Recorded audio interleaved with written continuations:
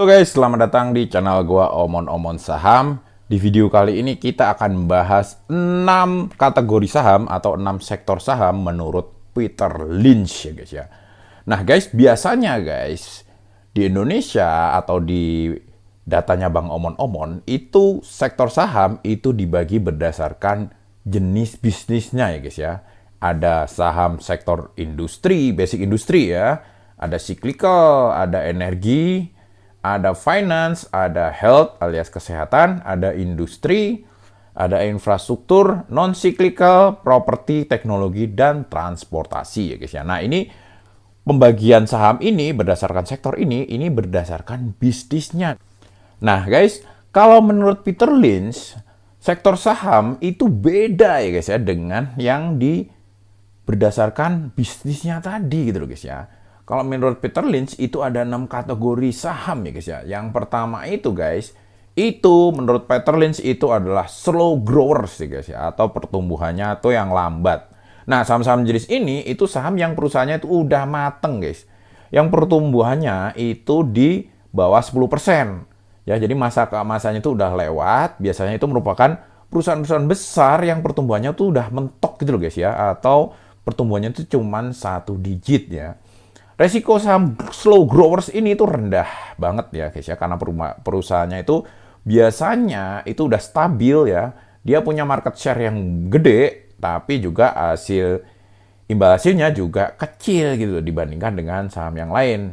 Yang menarik dari perusahaan-perusahaan kayak gini itu adalah dividennya ya guys ya.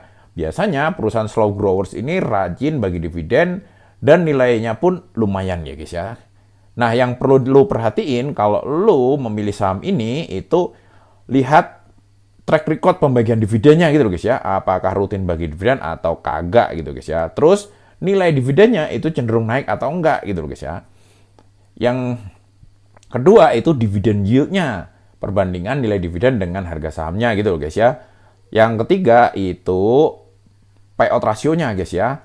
Berapa persen dari laba yang dipakai untuk bayar dividen. Biasanya makin kecil itu makin bagus gitu guys ya.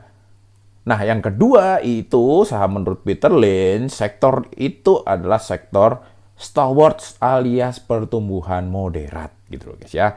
Nah saham-saham stalwart itu biasanya perusahaannya tumbuhnya sedang ya guys ya.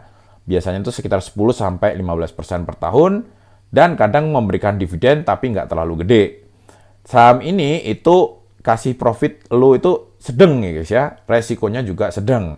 Nah biasanya itu lumayan, posisi bisnisnya itu udah agak lumayan gitu guys ya, tapi juga bisa kolaps ketika menghadapi kompetisi. Nah yang menarik dari saham jenis-jenis ini itu adalah capital gain-nya ya guys ya, kita ngincernya capital gain. Biasanya itu memberikan keuntungan lumayan sampai puluhan persen dalam waktu setahun 2 tahun ya. Tapi fluktuasi harganya juga lumayan kenceng guys, saham-saham model kayak gini ya. Nah, yang perlu lu perhatiin saat memilih saham stalwarts alias pertumbuhan moderat itu pair ya guys ya. Perbandingan laba dengan harga sahamnya. Cari yang di bawah rata-rata industri guys ya. Terus ada juga yang lu perhatiin itu adalah ROE-nya ya, atau return on equity. Perbandingan laba dengan ekuitas. Cari yang stabil dan menguat gitu loh guys ya. Cari yang stabil menguat maksudnya ya. Jadi menguat terus gitu loh guys. Nah, yang ketiga guys, itu yang fast growers ya, pertumbuhan cepat. Nah, fast growers ini itu berisi saham yang perusahaannya tuh tumbuhnya sangat cepat nih guys ya. Bisa mencapai lebih dari 20% per tahun ya. Ini biasanya perusahaan-perusahaan kecil ya, perusahaan-perusahaan mungil. Nah, kita invest di perusahaan-perusahaan model kayak gini itu potensi imbal baliknya gede banget guys, tapi resikonya juga gede gitu loh guys ya. Perusahaan itu bisa bangkrut karena kekurangan dana, kompetisi sampai mismanagement ya. Makanya ini saham-saham fast growers ini kalau menurut Peter Lynch ini high risk high return guys ya. Resikonya tinggi tapi returnnya juga tinggi gitu loh guys ya. Nah potensi dari saham-saham fast growers ini potensinya bisa multi bagger ya.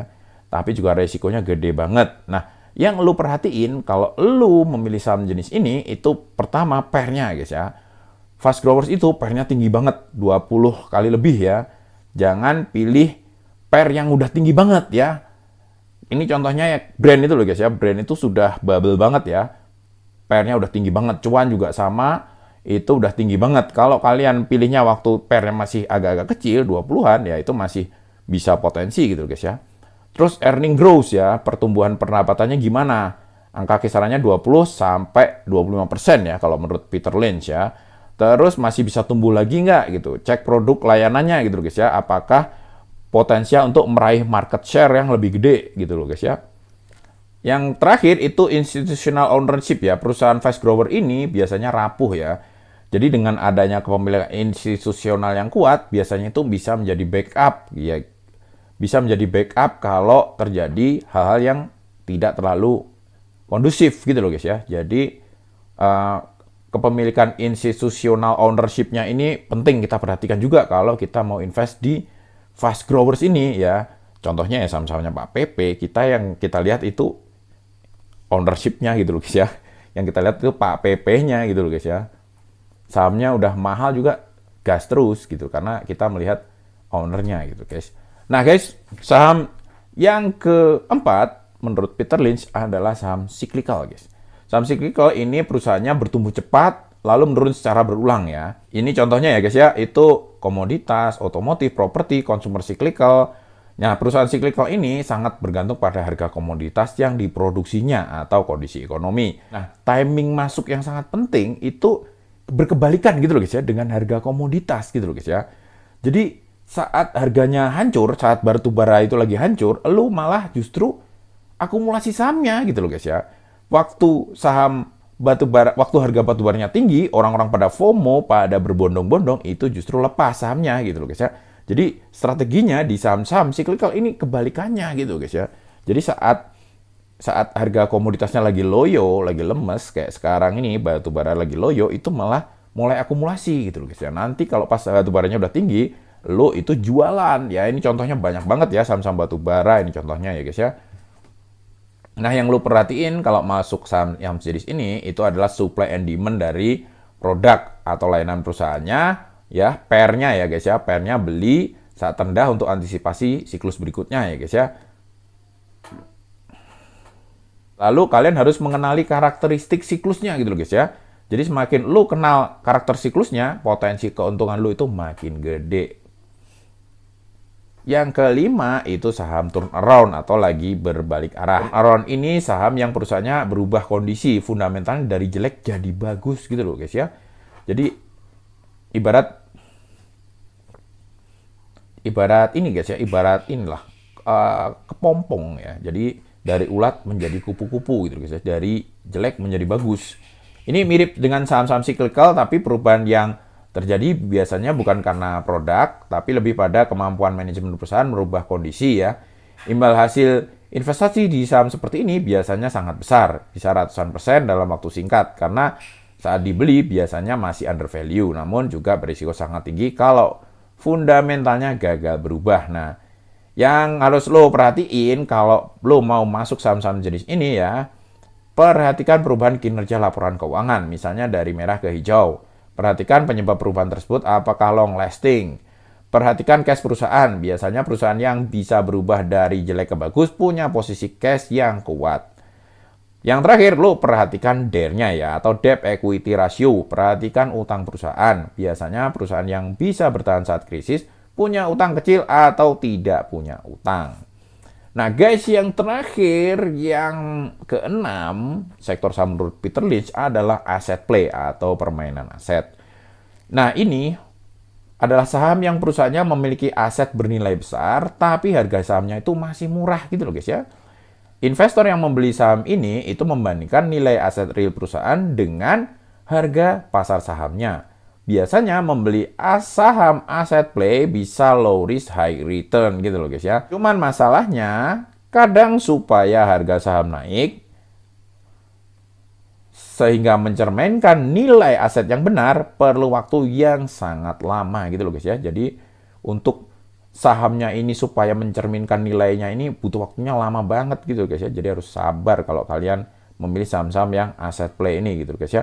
Nah, yang lo perlu perhatikan kalau lo mau masuk ke saham ini, perhatikan nilai aset perusahaannya gitu loh guys ya. Yang kedua adalah PBV-nya ya, price to book value, perbandingan harga saham dibanding nilai buku perusahaan. Semakin rendah itu semakin bagus ya guys ya. Kalau Pak Lokengkong itu patokannya di bawah 1 ya PBV-nya pasti ya. Nah guys, ya jadi itu ya guys ya 6 kategori saham menurut Peter Lynch ya. Kalau menurut lu gimana guys ya? Lu strategi apa lu di kategori-kategori saham ini menurut Peter Lynch ini ya? Tolong lu komen lah guys ya. Misalnya lu di saham batu bara, lu strategi lu tuh sama persis dengan Peter Lynch atau lu punya strategi lain, ya lu sampaikan di kolom komen ya. Oke, mungkin kayak gitu dulu omongan-omongan kali ini. Sampai jumpa lagi di video-video selanjutnya. Wassalam.